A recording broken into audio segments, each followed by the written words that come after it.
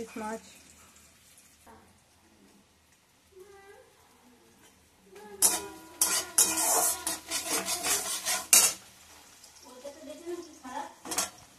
এবারে দেবো একটা টমেটো,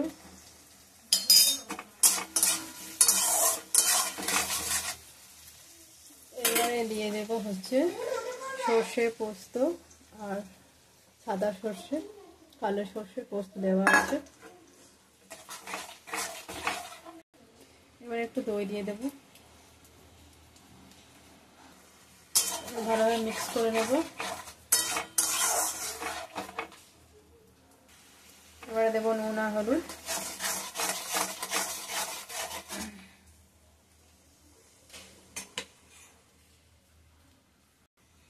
এবারে সব মাছগুলো দিয়ে দেবো।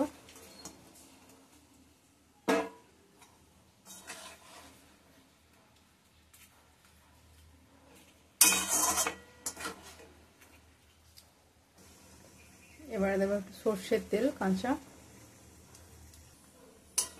এবারে ভালোভাবে মিক্স করে নিয়ে লো ফ্লেমে করে ঢাকা দিয়ে রাখতে হবে 10-15 মিনিট, তাহলে রেডি।